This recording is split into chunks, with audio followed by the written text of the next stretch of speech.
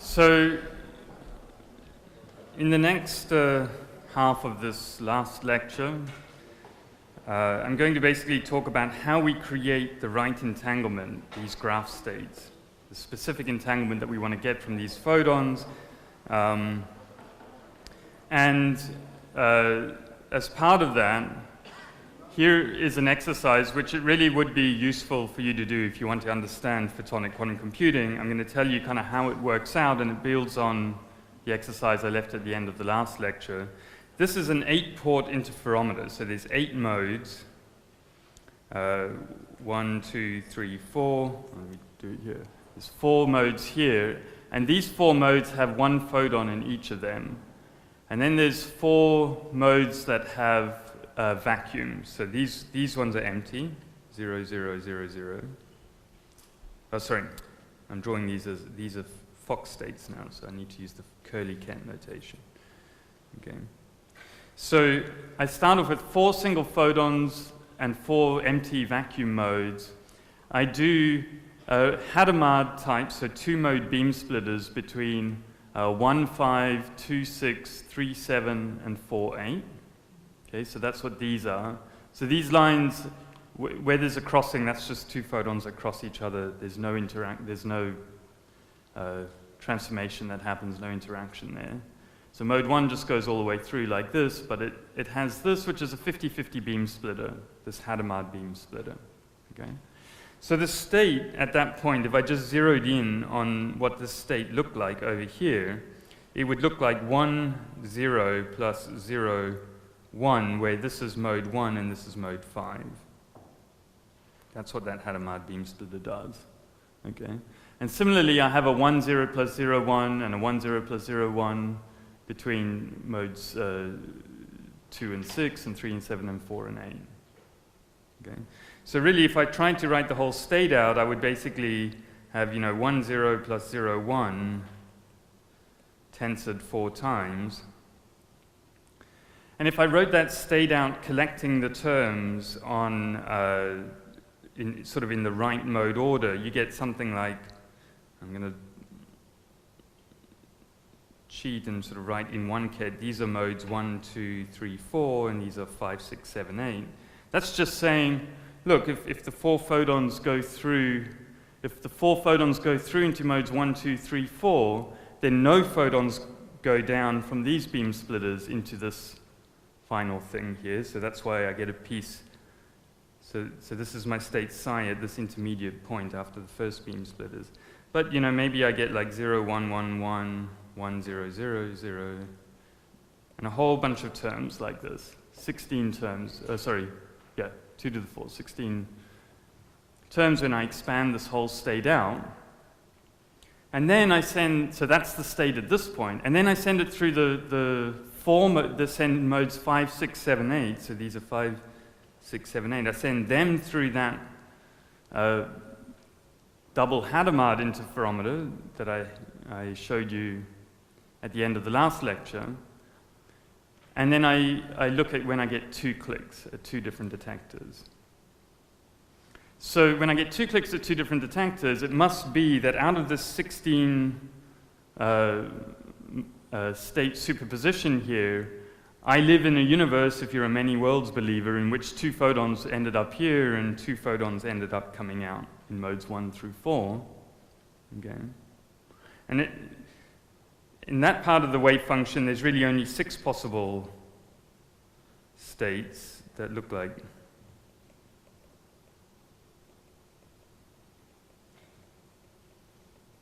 something like this. Okay, remember, these are not qubits, these are photons. And what we saw that measurement does when you get a 1 and a 1 here is that it can pull out, there's only 2 of these 6 inputs, so there's 6 terms here, but only 2 of them can actually cause both of those clicks.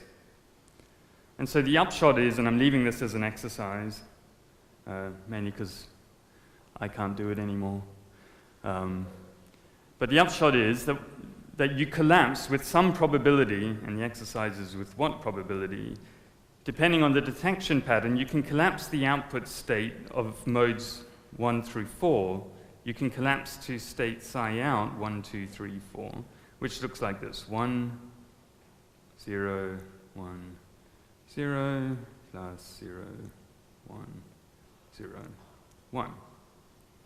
Okay. Now, why is that interesting? It's interesting because we are now going to talk about photons actually as qubits, not just as generic carriers of quantum information. And we're going to use an encoding of the qubit 0, so this is my qubit. I'm going to define as one photon in mode 1 and no photons in mode 2. And a qubit state 1, I'm going to define as no photons in mode 1 and one photon in mode 2. Okay. And that's qubit 1. Okay. And the 0 for qubit 2 is going to be one photon in mode 3 and no photons in mode 4. And that's qubit 2. And so if I take this particular encoding of quantum information, this is the same as the qubit state 0, 0 plus 1, 1, which is a Bell state, which is phi plus. Okay. So what it says is, even though these photons never interacted with each other, if you want to be strict about it, this process of interference and collapsing the photonic wave function let me create a state here that I can interpret or use as a 2-qubit entangled state. Okay. And the reason why we use this particular 1, 0 and 0, 1 is, remember all the way back at the beginning of this lecture, I said when you use the single photon states 1, 0 and 0, 1, then a unitary in the interferometer space, in the operator space, acts as a unitary in the Hilbert space. And so it's very easy to turn a standard single qubit gate. It's very easy to build it. You just build the interferometer that does that unitary. So I now have a Bell state made up from 2 qubits, 0011, 0011, where I can do any single qubit unitary. Okay? And, you know, it's just an annoying feature of life that I had to build this Bell state this way. Photons, for some reason that we don't know exactly why, do not let you do a C0 gate. If you had a C0 gate, you would use that to build this entangled state. The problem is that you've only built this entangled state probabilistically, so your probability of success in this case is about 18%. Okay. So what this means is, if you want to use this as a source of Bell states, this is not the best you can do, but it's the simplest one to explain. If you want to use this as a source of Bell states, you've got to have many photons to input, and you repeat this many times, and then in terms of actually using those maximally entangled Bell states, you need to have some kind of switch and some kind of logic that tells you this one succeeded, take those photons and send them over there. Okay. But once you have that, you have all the ingredients you need to build a photonic quantum computer. You need some single photons, you need some beam splitters, which are just interferometers, you need the switches and the detectors, and that's it. You can do all of quantum computing with just that process. Yeah? Between, like in the Bell state. So, you mean sort of in terms of physics or in terms of math? So I have been very lax about talking about what these modes are. I just said they were any old modes, and it really depends on what the specific modes were. So this could be horizontal and vertical polarization of a photon, these two modes. What we actually use is, and I'll show some pictures in just a minute, we use photons that are trapped in a waveguide. And so these two modes are two different K vectors of the photons. And so you essentially have to keep, what keeps what sets the relative phase are like path length differences when you change a path length in the interferometer. But it really depends on what the so with the polarization encoding, you set the phase by using some kind of material that rotates polarization, of which there's many, half wave plate, a quarter wave plate, and then it really depends on properties of that particular wave plate, what phase rotation you get or how you angle it. And there's other, I could use other degrees of freedom. So the physics of how you build this really varies from one set of modes to another as to sort of what the physical implementation of this is. And I'm going to show you just one way, the way that we particularly do it. Okay, so the hardware ingredients I've told you, just single photons, detectors, switches, beam splitters. The switches because these things are not high success probability, but all I've shown you is how to make a Bell state. Okay. The Bell state is actually equivalent to this graph state G. Okay. Well, this graph state is 0, 0 plus 0, 1 plus 1, 0 minus 1, 1, because you do a CZ between these two qubits. That's not equal to 0, 0 plus 1, 1. But if you do a Hadamard on this qubit, then these two are equal. Okay. So I can easily turn this Bell state that I've created here into this particular graph state. Okay. But all I've done there is show you that with some, in this case, quite low probability, I can create a very small amount of entanglement. And we want to do universal quantum computing, which means at the end of the day, if you go back here, is that I need to create a big graph state. Okay? So I need something which the probability is not going to kill me by sort of decaying exponentially by having to fire a bunch of photons in and get killed. Okay? And fortunately, it's possible to take two graph states. Here's graph state 1. And now remember that in photons, this is really two modes. Okay? Because I'm using this two-mode encoding of my qubits. There's a way to take two graph states, let me draw it like this, and to stick them together with probability a half, and I'll explain how in a minute, but just so you see what's important. With probability a half, you can cause them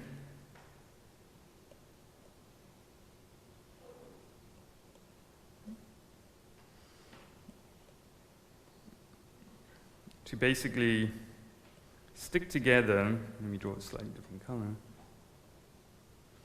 You destroy two qubits. You destroy one of the two qubits, and you get left with a sort of a single output qubit. But now you've created a more connected graph. Okay. The critical feature of this is that if you fail, all that happens. So if you fail, which also happens with probability half, all that happens is that you've wiped out this qubit. You do not destroy the rest of the state. And in quantum mechanics, that's sort of an unusual thing, right? Typically, if you do a measurement of stuff, you start destroying stuff, random stuff happens. But in this particular case, there is a process, and we call this process fusion, because, and this is not fusion in the anyon sense, this is a way of sticking together two entangled states that were completely separate, bringing them together, and with probability a half sticking them together. And now you can sort of convince yourself that, well, I start with the Bell states, okay, like this, and then with probability a half I create some states like this, and now I have a bunch of states like that which are independent, and I start sticking them together. Maybe I take these and connect them at the middle or something, and I fuse this and this, and I can make bigger and bigger graphs. The point is that I can do it efficiently. I can make an arbitrarily big graph efficiently because if I fail, I just kind of have another go. Okay? I haven't destroyed the whole thing when I fail. And it's a fairly glib summary, and there's a lot of optimization that can be done to make bigger and bigger graph states. Like, what is the best procedure for doing this thing? We don't really know what the best procedures are, but that does work. Okay. So, yeah? So, sorry, how do I create? Yeah, so like, for example, you can take, let's say I have this, and this. So I make that from two Bell states. I can make this. And then I try a fusion here and a fusion here. With probability a quarter, I have a circle and so on. Yeah. That's a good question. Circles are important, actually. With only trees, you would not be able to do universal quantum computing. It's a nice feature of these graph states. Somehow circles are important. Okay, so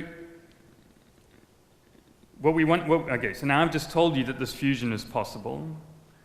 I want to tell you this will be the last bit of photonics theory for these lectures, and then I'm going to show you some sort of hardware. So the last thing we want to understand is, how do you do this fusion? Like, how do you stick together two qubits? Okay. And I'm going to do a slightly easier case where I say, how do you stick together two Bell states? 0, 0 plus 1, 1, tensor 0, 0 plus 1, 1. How do I stick them together to get out this particular entangled state, 0, 0, 0 plus 1, 1, 1, that we call the GHZ state? Okay. Turns out the same procedure that does this will work on the graph states. It's just easier for me to explain this example. Okay. So we want something that destroys one qubit, because here I had 4 qubits. In the process of destroying that qubit, the 0, 0 state in this sort of 4-component wave function should become a 0, and the 1, 1 piece, like this piece here, I want to stick these two pieces together so that I get out a 1. Is the sort of game that I'm trying to play clear? I feel like I'm operating at the speed of an unnamed young professor from the Technion. In the second group, in one case we get all points for the first group, in the second case, the second group. No, I think that's right. I'm basically saying I want to take qubits. So I've got qubits 1, 2, 1, 2, 3, 4, 3, 4. I'm going to try and do a measurement or an operation on qubits 2 and 3 that turn them into a kind of new version of qubit 2. So this will be the old 1 and this will be the old 4. And somehow 2 and 3 have been stuck together here and here. By the way, the unnamed young professor from the Technion I was referring to was not Yossi, although he is a young professor from the Technion. Is that sort of clear what the game is that I'm trying to play here? Okay, so let me show you how that works. So I'm just going to look at an interferometer to perform on 4 modes. So this is going to be qubit, in this case, this will be the qubit that was 2. I'm not going to draw in, because we do nothing to qubits 1 and 4. I'm not going to draw them in. I basically want I've got here qubit 2, remember, is made from 2 modes. These are modes, not, one of the confusing things about working photonics is you draw a straight line, what is that? So I mean a mode in an interferometer here, I do not mean a qubit in a circuit diagram. Okay, it's quite confusing. Basically, I'm trying to find some interferometer U, and I want to detect 2 of the modes, and what I want is that coming out here will be this new, so let me call this qubit 2 prime. So I want these 2 modes will now define my new qubit 2 prime. Okay? So this was my qubit 2, this was the qubit 3, was these 2 modes. And now we can actually work this out, like what is U? What is this interferometer that I need to do? Well, what is the role that this interferometer plays? Well, it's sort of the interferometer plus the detection. What it does is it tells you when you see, so remember this is only going to work with some probability half. When you see you've got to see one photon at one detector and 0 photons at the other, so let me just write it as 1, 0, because I need to have a photon coming out here. When I see a photon at one of these detectors, what I would like is that I know for sure that qubits 2 and 3 were either both 0 or both 1. Okay. I want to kind of kill out the part of the wave function in which qubit 2 was 0 and qubit 3 was 1, for example. That I do not want in trying to get this GHZ state. So whatever this interferometer is, it should be something where when I see that photon click, I'm like, aha, I know that the 2 qubits were the same in the computational basis, both 0, both 1. But I also do not want to know what they were. If I knew that they were both 1, then I would definitely destroy the entanglement because I would be left with just qubit 1 as a 1 and qubit 4 as a 1. So I'm trying to do a measurement that gives me information but does not destroy the entanglement with the remaining qubits. And that's what this fusion measurement does up here. When it succeeds, you preserve the entanglement with everything else. Okay? So the question is, what interferometer does that? Okay. So I don't remember exactly, so I'm going to work it out in front of you and then maybe I'll get it right the first time. But you can see the thinking that goes into it. Okay. So here's my 4-port interferometer, and I know that this interferometer, when both qubits are 0, which means I have 1, 0, 1, 0, so this is qubit 2, remember, and qubit 3, this is the 0 state. I would like to do something where I detect only one of the photons. And I would like to get a detection pattern that I can only get as well when both of them are in the 1 state, i.e. I want to not get whatever that detection pattern is, for the cross terms, as it were, the 1, 0, and 0, 1. So I think that if I just do the Hadamard 50-50 beam splitter here and detect, I will get the right thing. So let me see if that works. Okay. So what happens when I detect one photon here and none here? Well, there's actually these 4 possible inputs. I'm going to draw in orange the ones that I do not want to lead to this detection. So this is when this one is 0 and when this one is 1. That's when the second qubit is 1. And actually, I'll draw the other one in pink, is when 0, 1, 1, 0. That's when this one is 1, and this one is, that's 1 and 0. Okay? So here are the 4 possible configurations of qubits that can go into this interferometer. Let's look at the orange possibility, which is when the first qubit is 0 and the second is 1. In that case, this orange, photons go through here and here, and they cannot lead to a click here. They just pass straight through, and these 2 vacui do not lead to a click over here. So that seems okay. And the pink possibility, which is when the first qubit is 1 and 0, is a bit different. In this case, both photons are on the middle 2 modes. And now, when they go through the Hadamard, we already did that calculation, and we saw that you'll see 2 photons here and 0 here, or 0 here and 2 here. But whatever you see is you see 2 photons, and so you do not see 1 photon, which means that this thing cannot lead to this detection pattern. So let's look at the blue possibilities. What happens then? So in that case, I have, in the case where both qubits are in the 0 state, this vacuum goes through here, one photon goes through here, goes through this Hadamard beam splitter, and then it has equal likelihood to come out here or here, because it comes out 1, 0 plus 0, 1. Okay.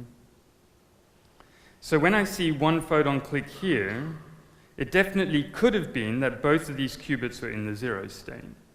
Okay.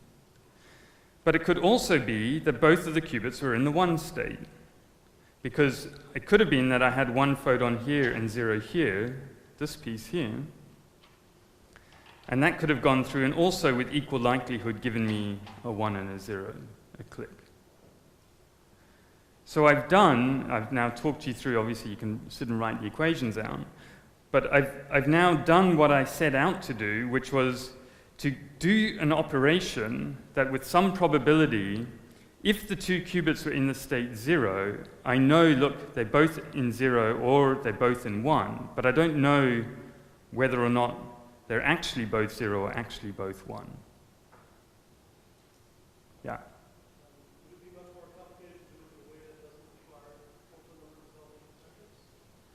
So actually this, for success, does not require photon... Oh, sorry. Is there a way to do it? Yeah, so there's more robust ways of doing this, for sure. I don't know whether Naomi will talk about it. I'm certainly not going to have time to talk about it. But yeah, you can do this. You can do this... in principle, you can do kind of all of these things with... non-photon number resolving detectors, or you can, in practice what we do is fan out the modes and just use, so we just spread out the two photons so that with high probability they go to two different detectors. Yeah. Okay, that's it for the photonic quantum computing from the theory side. Okay, so I'm going to now switch to some slides. Have you got any questions on this stuff? I realize, if this is the first time you've seen it, hopefully you've at least got the high-level picture of what we do and how we do it. Yeah? Sorry, doing everything in the basis of one? Yeah, so this is one of the sort of annoying things with the photons is that, the only way we know how to make them, to do fault-tolerant quantum computing with them, we have to stick in the sort of single photon basis for the qubits.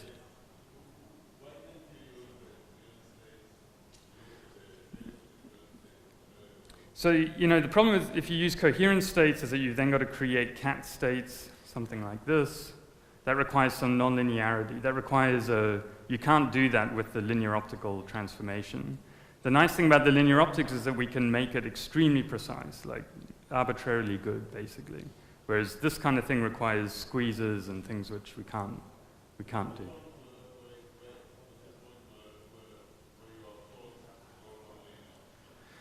With this procedure, just to evolve a coherent state, initial coherent state to this, like the single, for example, that you cannot do with a linear transformation. If you do a linear transformation on a coherent state, you basically get alpha prime tensor beta or something like this.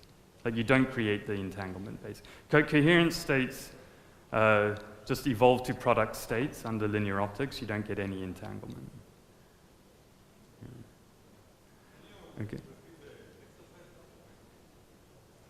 You're making me do the exercise again. Okay, yeah, this is okay, so remember the goal is to do a measurement. This is a probabilistic operation. When I see this detection pattern, I want to say both of those qubits were 0 or both of them were 1 without knowing which of those two cases it was. What I definitely want to know is that it is not the case that one of them was 1 and one of them was 0. Or vice versa, because I'm trying to stick together two independent wave functions, collapse them together to create some more entanglement. Okay? And so for that, I've got to stick this 0 and 0 to 0, and this 1 and 1 to 1. So then you just say, well, look, there's only 4 possible basis states here, 0, 0, 1, 1, 0, 1, and 1, 0. It's easiest to show at the beginning that the 0, 1, and 1, 0 cannot lead to a single photon being detected at the two middle detectors when I just do a 50-50 beam splitter here. Because either the 0, 1 case I just had 2 vacuum go in the orange case. The orange case, I just have 0, 0 here and 1 and 1. So that will not lead, the outer modes just go on and do their own thing. And in the opposite case, when I had 1 and 0, I had these 2 photons go through, and so then I count 2 photons here. No matter what happens, that for sure is not going to lead to 1 photon being detected.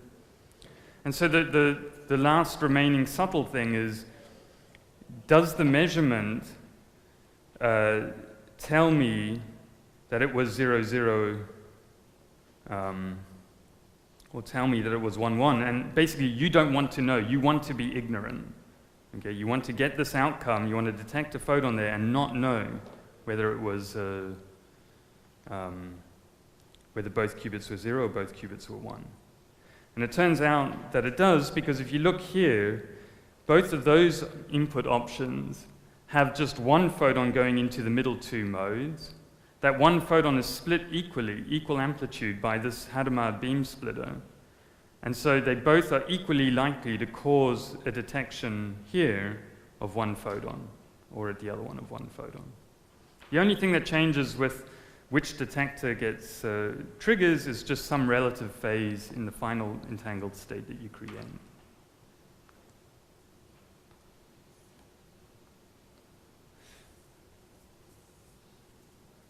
Everyone happy with that? Anything that's... Because I'm now going to turn this iPad off and show you a few pictures on the laptops. All right.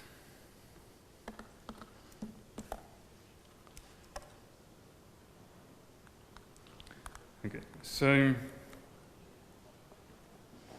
I've done everything at a very sort of abstract level, I realize. 3 lectures, it's...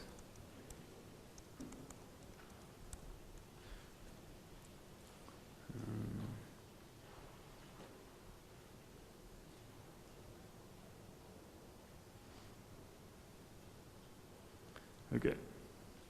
I'm just now going to show you a few slides that come, some of these come from, well, from the company in which we're trying to build a photonic quantum computer. I'll just put up again the slide that Naomi put up at the beginning. The whole premise of our company is that we want to be in this zone where we are happy to make, is that working? Yeah. Where we're happy to make millions of qubits. Right? We don't want to be operating with tens, hundreds, or whatever of qubits. And that's where you've got to be to do error correction, and so therefore be able to do like hundreds of logical qubits in terms of algorithms. Okay. So this is a slide. This was not made by us. This was made by Google. They've just now crossed this point, supremacy point. The building blocks that we've talked about, okay, we talked about take things, fuse them together. If you just say, in hardware, what does this mean? We basically, this probabilistic entanglement generation required sources, beam splitters, phase shifters, and detectors. So beam splitters and phase shifters are what make up the networks, the interferometers. Okay? We need the switches because we had some probabilistic state generation, and so we need to multiplex to select out the ones that succeeded. Okay. Then we have a procedure which lets us create arbitrarily large amounts of entanglement.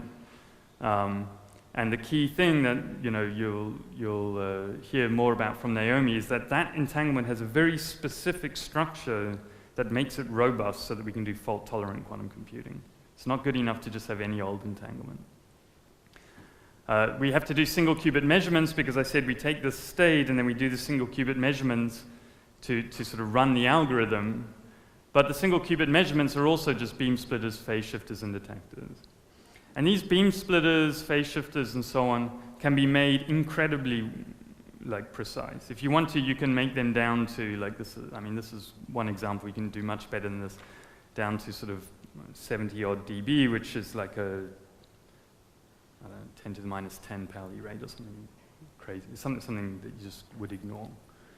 But the problem is that you can do that on 1, but you've got to be able to do it on 1 million. Okay, and that's a different game. So there were three things that made us believe that we would be able to do this. One is that in 2015, PhD student with me, Mercedes Jimeno-Segovia, in her PhD thesis, found a way of doing it in a 2D way. We knew previously sort of like abstract ways of doing photonic quantum computing, but she found a way of doing it in a planar architecture. Another was that we found a low fixed depth architecture. By fixed depth, what I mean is every single photon in this computer goes through a constant number of elements. Even as I make the computation bigger, by scaling up the computation, the number of elements that photon sees is constant. And that's really important because the major error mechanism for photons is loss. Okay? So if the photon if it was like a qubit in a circuit model, in a regular quantum computer, the qubit has to stay alive for sort of longer and longer as the computation gets longer. For photons, that would not work. You're going to lose them for sure. Okay? And then the last one is actually the most critical, is that every component that we need, all of those components I mentioned, we can make in a manufacturable, in a standard CMOS foundry fabrication facility. Okay. So just give you a sort of quick upshot of that. Here's this planar 2D architecture in silicon involves a bunch of modules, and you might say, like, you know, how is that creating this entangled state? Basically, we get an entangled state that we create in both space and time. So we have delays on this 2D piece of silicon which hold photons for certain amounts of time. This creates entanglement for us in kind of both space and time, and it turns out to be fault-tolerant. You really need the 3D entanglement. The 2D entanglement is not useful for us. And so, you know, like we have things that create GHZ states, the Fs of fusion operations, the thing I showed you already. We have just ways of wiring them together, but importantly, we can wire them together in these sort of 2D modules to create this state. Okay? And if you are a photon born in one of our sources, you don't really know that you're living your whole life entangled with all these other photons. You just know that you pass through a couple of elements. Okay? This is actually a very old architecture. We have quite different architectures with different numbers of elements and so on. We spend a lot of our time optimizing what's the best way to sort of stack the photons up through space and time in order to create the most robust entanglement possible. But basically, all of the photons, you know, some of them die fairly quickly. A few get kept for a couple of clock cycles before they get measured. But all of them like live for a constant amount of time, even as you make the computation bigger. Making the computation bigger is about making more of these in space, but the temporal life of every photon is constant. Okay.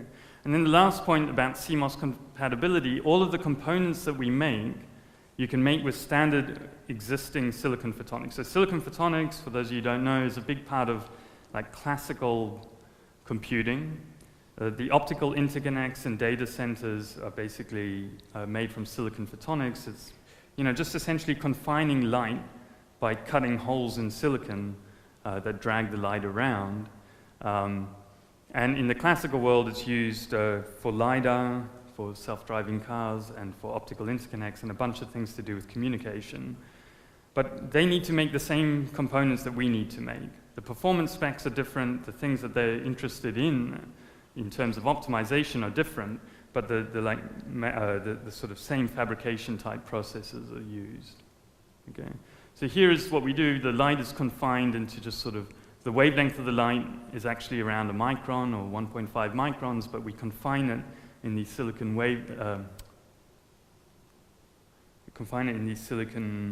what? Yeah, I think this thing is playing the damn slideshow. Confine it in sort of a few hundred nanometer. These are just channels cut into silicon. Stupid thing. How do you stop it actually playing this line? There we go. Okay, so we delay the photons by just cutting a spiral in the silicon, let it go in and let it come out. We don't need a proper quantum memory. We have grading couplers to put light into the waveguide, into the silicon, phase shifters. All of these are just fairly simple components, except for the detector. The detector is made by putting a piece of superconducting wire on top of a waveguide, and that's the sort of trickiest part from a fabrication point of view. And then, how is it actually built? Basically, you have these CAD designs, so this is photonic, electronic, detector type CAD designs. They're laid out, but we don't actually build any of this, right? You basically, the engineers, who look like this, they sit there on computers, they come up with a design like this, and eventually, after they think this works like what they want, they send it to the fab. It's like 3D printing. And then they argue with the foundry, because the foundry comes back and is like, we don't like how tight this corner is or something.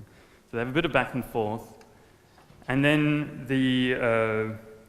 I'll show you, like, here, this is actually a several-year-old design, but you can't really see that this design here has, tens or hundreds of thousands of components on it. Like, this has also been deliberately blurred for those of you who are taking photos and stuff. You can't really work out much from this.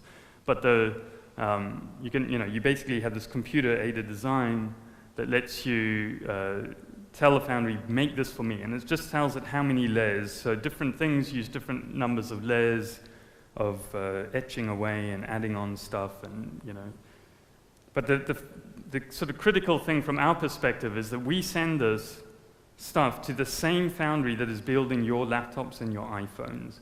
These are people who are not scared by making, hundreds of billions or trillions of component devices.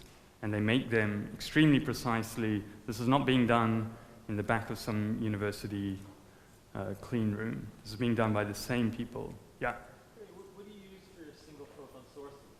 So what we use is we just pump the silicon has a small nonlinearity, and we just pump it like crazy, and it's essentially a down conversion, similar to down conversion process. It's a Chi-3 process, and we herald a single photon. And we then have probabilistically created a photon in a corresponding channel, and that's our single photon. So then the probability of creating 1 million of those would be pretty small. Yeah, but you don't. So this is the whole thing about the switching, right? We do not need to have a probability to make 1 million photons in one event, right? What you need is that you start off with, say, 100 single photon sources, and you have a switch that outputs one of them. So you just need one of the 100. And then you sort of select out one of those 100, and you're like, that's one single photon, and you repeat that many times. So you store them first? So you multiplex them. Well, so the way the architecture works, and I didn't really get into this, is that you do not need to create all the photons in one time step. So this entangled state, this is time, but these photons do not need to all be alive at the same time, thankfully. So basically, in any 1 or 2 time steps, you need that number of photons alive, and they get stored in spirals like this. That's it's not a proper quantum memory. It's just a delay, really. Yeah. Sorry.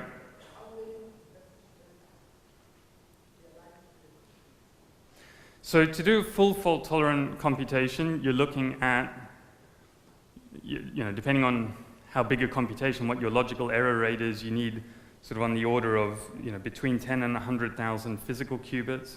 Our photons are created probabilistically, so, we're looking at sort of order of 1 million sources, let's say, to make that number of photons alive in any time step. Look, the only way that this can be done is that it's not us building this. It's the people who are building your laptop that are doing it. And they don't care. A number like 1 million or 10 million or something is essentially trivial. That's not the issue. The issue is the system integration of all of these things. Yeah? Sounds like you need to delay for long enough to be able to measure and then make decisions. Yeah, so the speed of the classical logic is really critical to us. These are different electronic and detector type switches, and that essentially sets what our clock rate is. So, in most qubits you have a natural time scale given by some energy splitting, but these photons, there is no natural time scale. Essentially they live in a kind of zero Hamiltonian world. So what sets your natural time scale here is how fast you can do electronics. Sorry? So at the moment, the maximum rate that we would run at would be 15 gigahertz, because that's the width of our length of our photon wave packets in time. But in reality, the electronics is not fast enough to do that. And that's a fairly standard thing for these.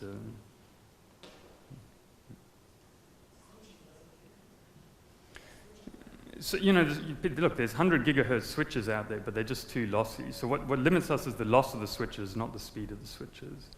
So, yeah. Anyway, so yeah, look, here, sorry, I'm running slightly over there. Here's what happens. You send it to these guys, they send you back a wafer. This is a few years old, but this was the first 300 mil, million component photonic wafers ever built, okay? To compare, like, this is a standard quantum optics. For those of you who've ever been in, Duty's lab or other people, you'll see these optical benches with maybe a few hundred or a few thousand components on them. This thing is like every academic optics lab that's ever been built or would ever be built in terms of number of components, which means that you can't have these monkeys actually doing the experiment, right? It's not possible. You can't find enough of them.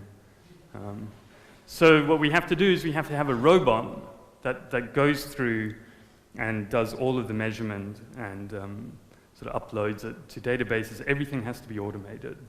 Right? There's no PhD students in this company. All done by robots.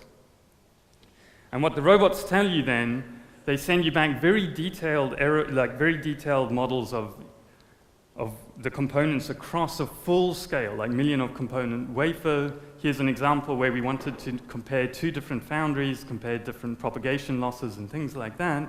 You get out very detailed information. So we can use that in our error modeling as we try and make the thing fault tolerant. All of this stuff has to be done at 4 Kelvin because the detectors that we use are superconducting.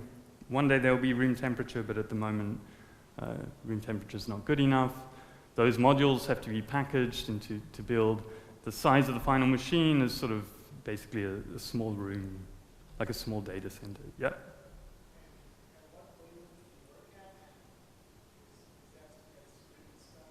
It's not written in stone, but networking will be with fibers. So, all architectures that are fault tolerant require some kind of networking, so that limits you to either 1.5 or 1.3. So, yeah. Okay, so that's a great question, Doreen. The great thing about these photons, remember the start of the whole thing is that they don't interact. So we do not get quantum crosstalk at all. These photons, you can't make them interact with each other. The only correlations we get, we can model perfectly, essentially, because they're classical. So we do that. I think we, for sure, are the only people that can take 20-odd hardware parameters and model them through to a logical qubit and be confident, because we don't have stray random interactions between quantum things going on. This simulation took a team a year. We have another one that takes in even more hardware parameters, going to take roughly a year as well. Okay, so just to,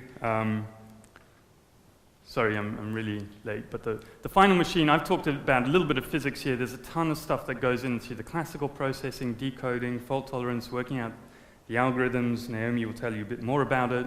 There's a bunch of interesting science in terms of using different types of graph states that have different properties. It's actually sort of topological encodings of quantum information, even though we don't have many-body systems, it's still topological. And then the sort of mantra that the COO of the company insists on me saying is that, look, you have two choices. You can either make a quantum process scalable and try and invent new manufacturing to get yourself to 1 million qubits, or you can take something you already know is scalable and try and make it as quantum as possible. And we have taken the second view. And every day I'm more and more grateful that we did. Here's the team. We're now, I guess, about a quarter bigger than this again, sort of 130 odd people. And most of the people are from the semiconductor world, engineers. About a third come from either quantum experimental theory. And I'll just finish with the summary. Look, photons, you manipulate them with linear optics. There's some restrictions because of that. They don't interact with each other. You've got to use measurement and feed forward, but you can do universal quantum computing, and that's surprising. The theory side of what we do, this graph states and stuff, is exotic.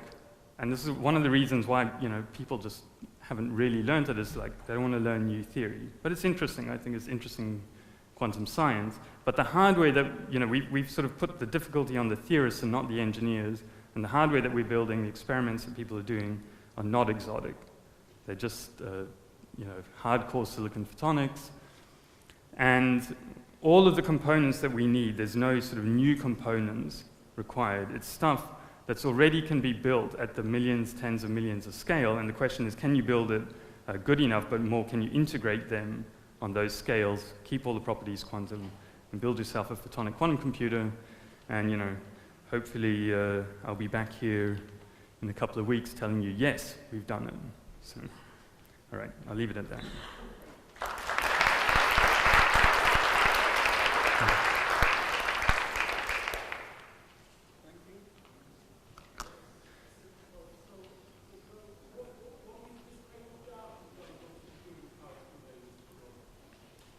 What is the state of the art in terms of?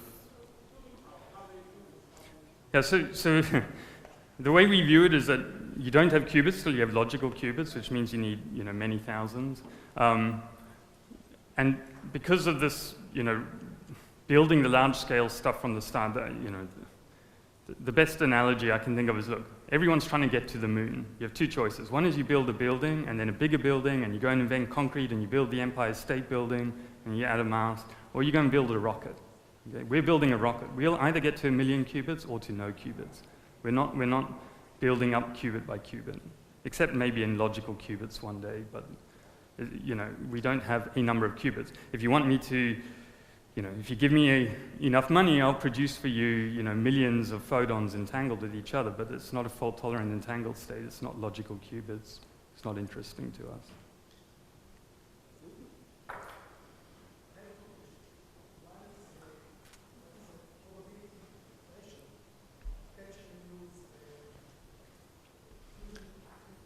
Yeah.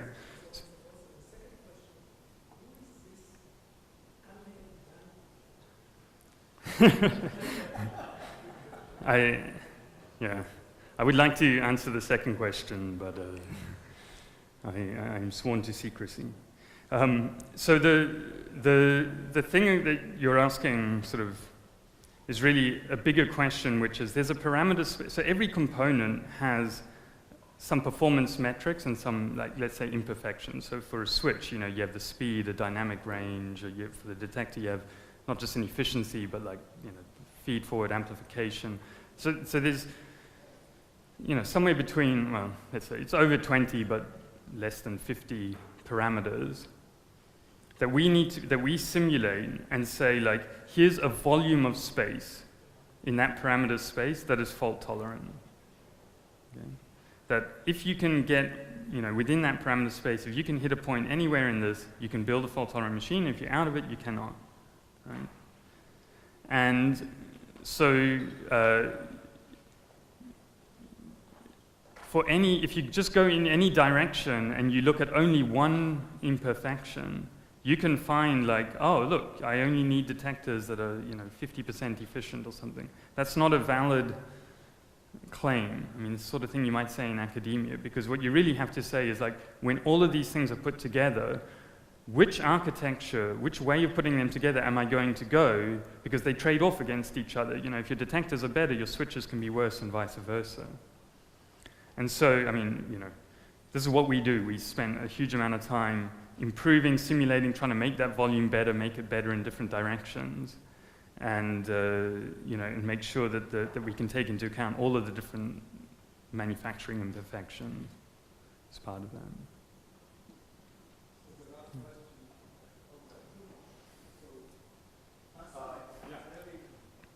In your last transparency, you said you're essentially building the technology on having non-interacting photons.